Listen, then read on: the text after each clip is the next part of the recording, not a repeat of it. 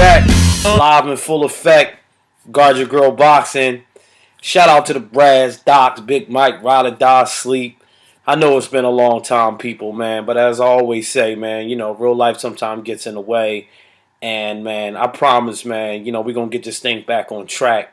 But I hope everybody's having a great summer. As we conclude the summer up, we get ready to tap into the hot fall with all these top tier matchups that's in the fold. Um, we had a pretty decent summer. I think the last time I got in front of here, I think Mayweather was about to square off with Robert the Ghost Guerrero. I think that's how long it's been. But we here, man. Since we've been going, pop culture lives on. Kendrick Lamar basically, called out the whole record industry. In case you've been hiding under a rock, hashtags and retweets is the new way you talk to people now. Everything that you say must be in a one word.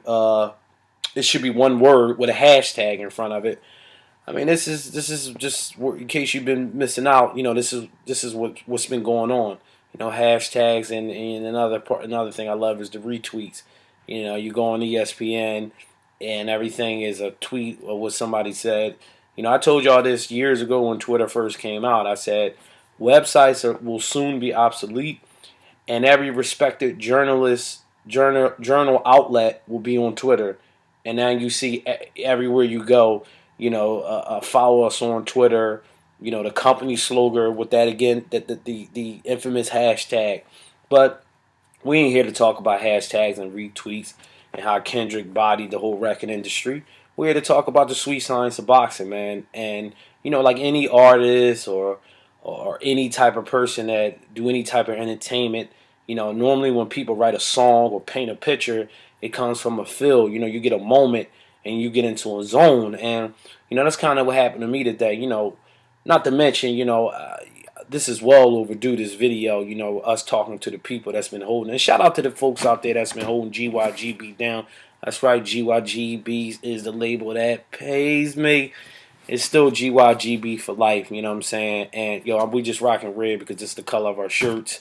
We got multiple colors, so, don't hit us up with the, with the set trips and all that kind of stuff. We ain't on that, you know what I mean? But anyway, back to Guard Your Girl Boxing, man. Again, to the fan base out there, man, good looking out for holding us down, man. And, I promise, man, we're going to try to get this thing back rolling again, get the radio show back popping.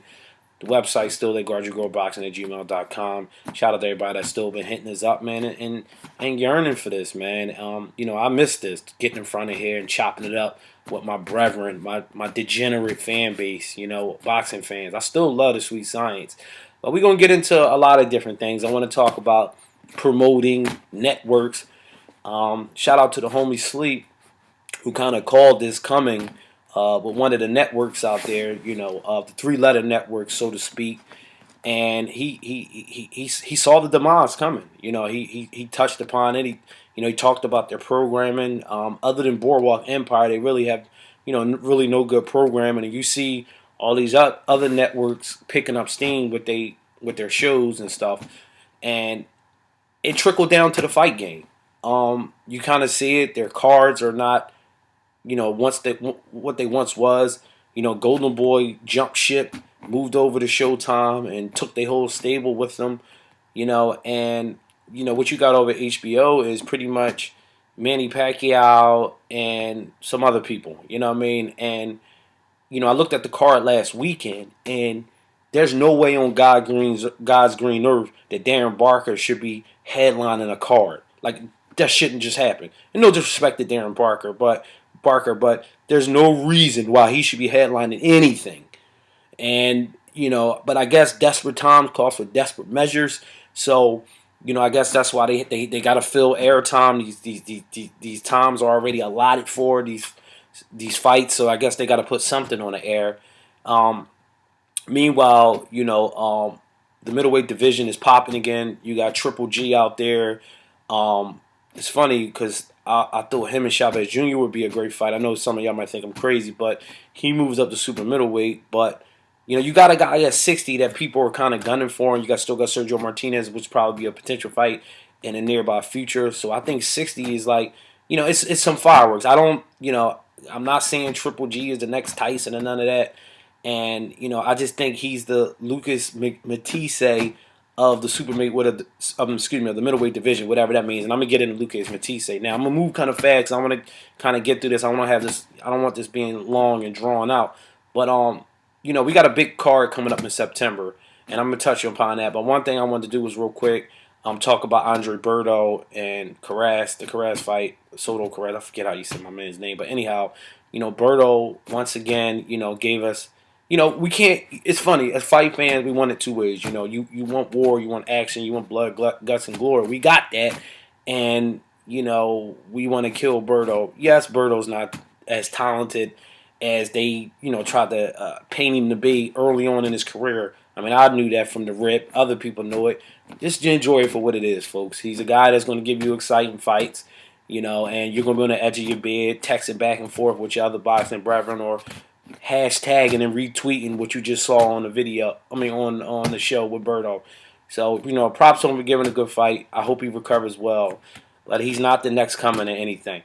So what pissed me off today, what made me want to get in my bag real quick was this Rigondeaux situation with Top Rank. In case you haven't heard or you don't know, he's basically been written off. He basically got Craig Macked. In case y'all don't know who Craig Mack is, he's the guy that paved the way for Biggie. I'm kicking new flavor in your ears. Guess what? That's out of here. Biggie coming. You all know the rest from there. Well, that's what they're doing to him. They basically trying to Craig Mack him, but his single didn't flop. He put on a masterpiece, and he basically being put on a back burner. You know what I'm saying? And for doing what the sport was founded on, that's displaying the sweet science of boxing.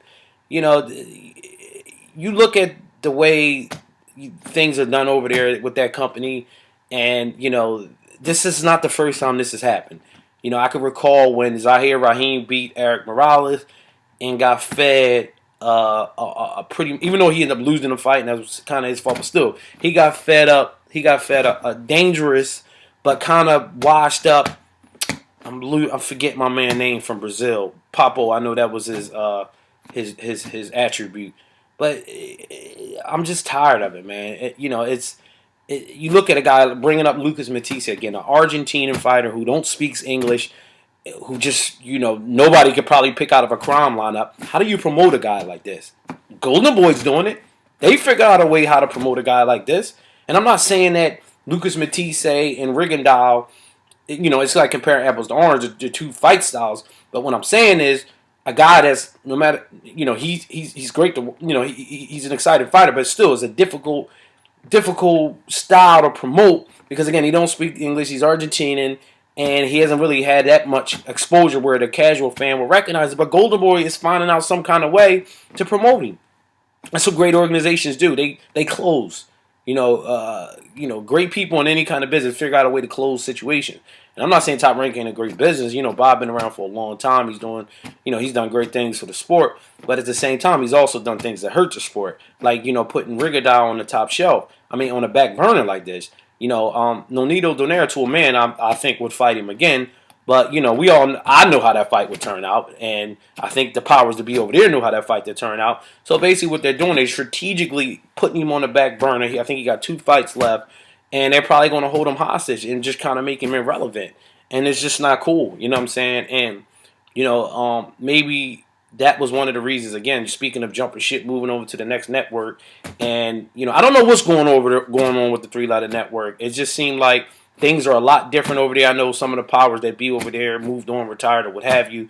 But, it's a shame that, you get a guy like Rigondeaux who's displaying, such a great set of skills. I mean, box the masterpiece against a... See, I keep telling people, like, don't get it twisted. Nonito Donaire is a G. He's a G, but, but Rigondeaux basically, boxer beats that style and put on a masterpiece, basically, and was not awarded for it. But, I'm hoping that he can get out of that situation, you know what I'm saying, and move on to another promotion company and move on to do better things for himself and for the sport. Because I would love to see him again, and it's unfortunate that we come to this. But, we got more things to come, and I just want to get in front of the camera and show my face again, man, and let you know that the organization is still going on as an establishment and as a boxing business, Garcia Girl Boxing. We still here. Again, we got the big card coming up in September. Um, I'm foreshadowing something, and I want to be. I want to. This is one of the reasons why I want to get in front of the camera for other people. Steal my thunder. I got a funny feeling that Lucas Matthysse may be a little bit overrated. And don't I know Danny Garcia is from Philly, and if you watch videos, I've critiqued Danny like no other fighter, that I ever critiqued. And I just think styles make fights. I'm gonna get into my X's and O's later before the fight, but I'm just forewarning everybody. Same guy with the distance with Devin Alexander and Zab Judah. So we'll get more into it in a little bit. But it's still Guard Your Girl Boxing for life, man. Again, man, shout out to the homies. Big Mike, Ride or Die Sleep, Docs, the Volley Boy, who's now on this side of town. And we'll be back, man. Guard Your Girl Boxing. Peace.